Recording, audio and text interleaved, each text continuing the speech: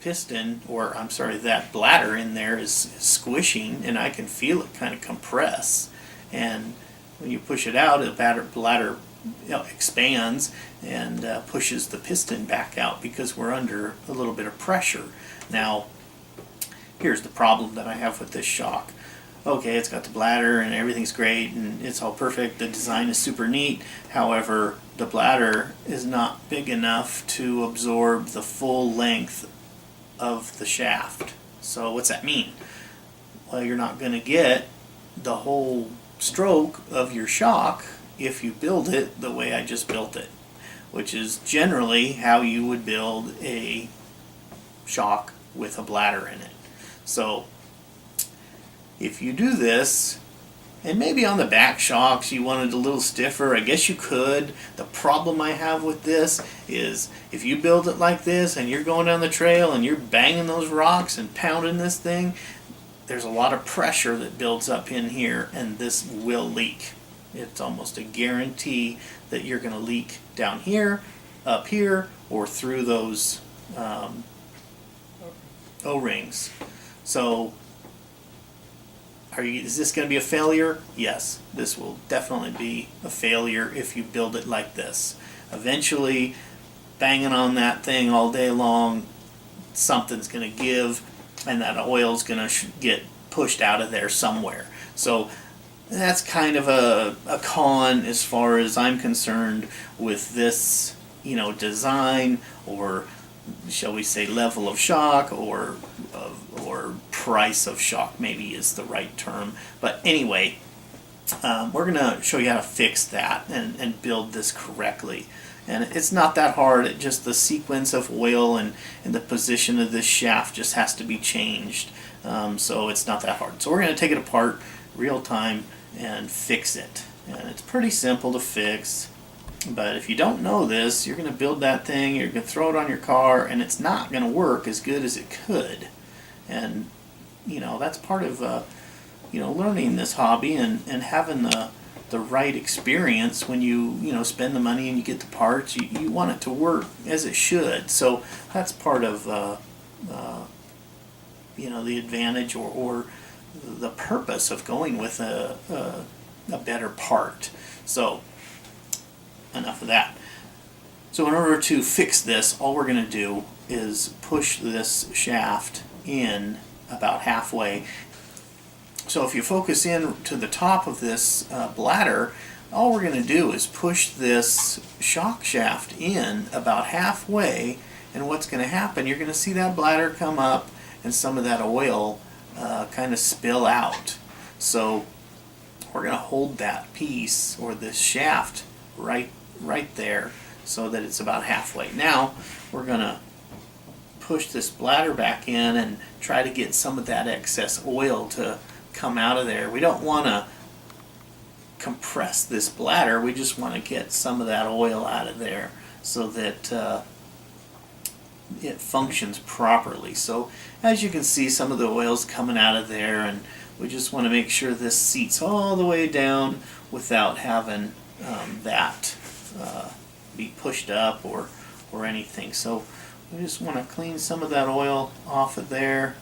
And inside here, it's real crucial that you don't end up accidentally filling the top of this cavity or the top of this bladder with oil. This should be filled with air. So once you get that on there, your shock shaft is halfway in, and your oil's filled, no air, and your bladder's sitting right on top. We can now put the cap on, and you just want to be real careful that you don't upset that bladder inside there. This one's pretty easy to do, and then just hand tighten that and it locks right down. So now what we have is kind of a, some people call it an aeration shock. That's a bad term because there's not actually going to be air in there. This is kind of a vacuum and a bladder situation, and I'll show you in demonstrating what's going to happen as I pull this shock shaft out. this inside this body will create a little bit of a vacuum, and it'll want to suck that shaft back in.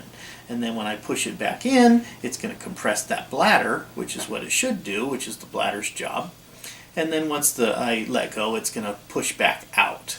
So it's a little bit of a strange situation, but it's not like we're trying to win races at the track, so with this shock. So anyway, we'll just kind of demonstrate as to what happens here. So we'll shove this in, and you can see we end up getting a full stroke out of the shock. Now when I let go, it's going to pop back out. So it's kind of it's under pressure as I push that in. The bladder's compressing, it's doing its job, and we're getting the full stroke of that shock. So that's what we want. Now, when we come back out, it will come back out, and when we let go, it comes back in. So that situation is kind of a vacuum condition. You can set shocks up either way to be completely bladder operated or completely vacuum operated. If you don't have a bladder, the vacuum option is very good because there's no air in there still, and when I pull this down, there's still no air and it pops back in. So it's kind of a little strange to build it and have it do this, but what we're going to end up with once we put it all together is a shock that operates as it should with a full stroke of the piston and the shaft. So if you build it a little differently than what I just did, you may end up with a little bit of hydraulic action where it won't go all the way in, and if you push this all the way up, you may get maybe a little bit of air that might suck in there over time, and then it's going to sound a little squishy, and you shouldn't hear anything as far as air bubbles as you push this in and out with a quality shock or a shock that has this type of design. So anyway, that's how you fill this shock body about as good as you possibly can and make the shock work as good as it can. So with that, we're going to move on and put the rest of the shock together, which, if any of you were paying attention, we should have put these collars on here. And now we're going to have to go back and do that. But anyway,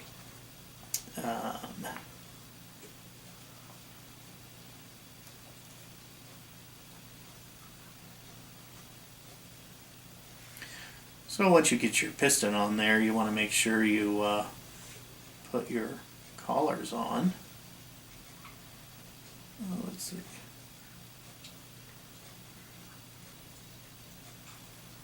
Want to make sure that spring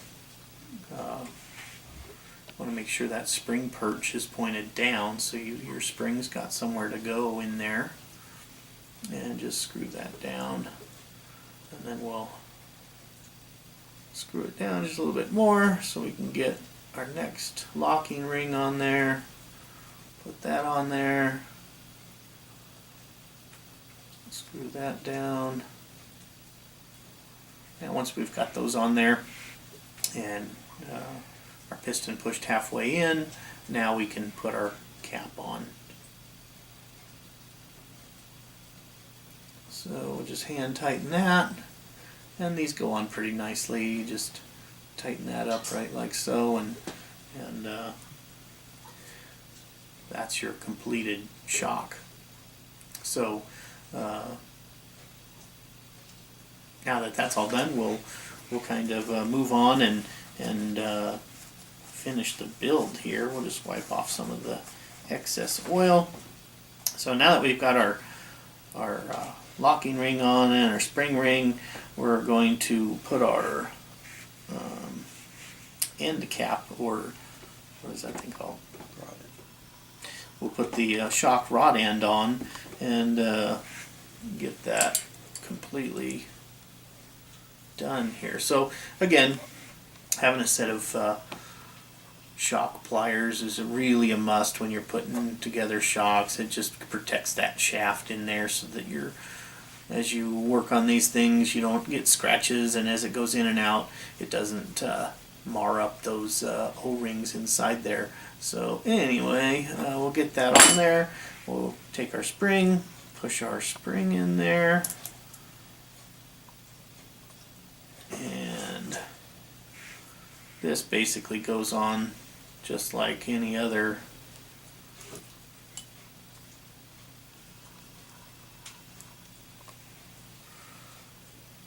pretty much just goes on just like any other shock cup. And this one is kind of neat. It's got that locking screw in there, which is kind of a neat little feature. I have lost the bottom of those caps every once in a while. Not too many times, but it's kind of a bummer. You're definitely not going to find that again on the trail. So this is a neat little feature. And the shocks do come with the parts to replace that. Without that, if for some reason your build the tolerances are a little too close or whatever, which I can't imagine not being able to just turn it around and make it work. But anyway, they do give you the extra parts, so that's kind of neat. Now, once we're all back together, our shock's filled, it looks great, everything's perfect. The only last con that I have with this shock is as you cycle it, the spring can rub the wall of the shock.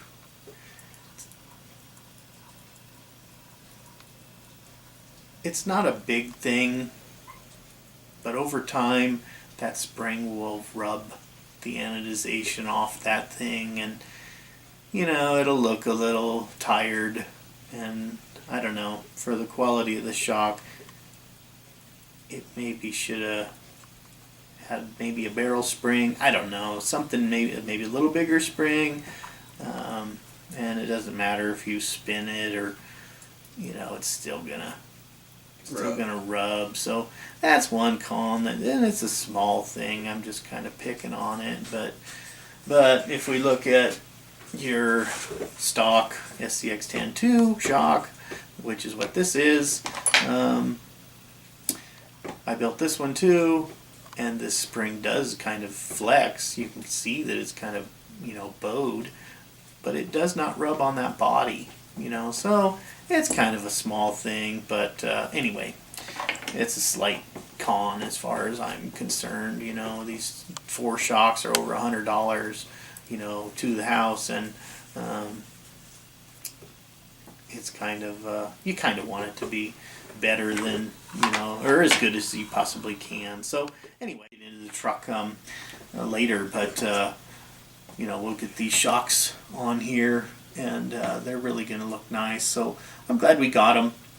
They're really a neat addition to this truck. But anyway, so hopefully that helps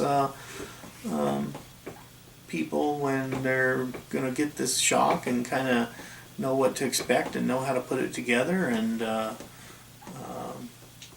hopefully it helps you decide and helps you how to build it correctly, and kind of what to expect from it. Yeah, and what to expect from the shock, and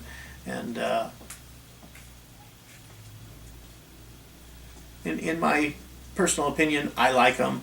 I like the fact that you've got some more options that are readily available without going on eBay or trying to search the world and try to get something from, you know, China or whatever. And you know, as far as the price point, yeah, you can get cheaper shocks, but good luck getting parts, or good luck getting that shock again 2 months later, or whatever like that. So as far as that goes, I mean, as far as what you're getting, good luck trying to reproduce that shock for less money. So I think it's a good value. So definitely you want to check these out, and we'll maybe do some other comparisons with some other shocks too, maybe in the future. But I think for now, this is a great little shock. So that's all for now.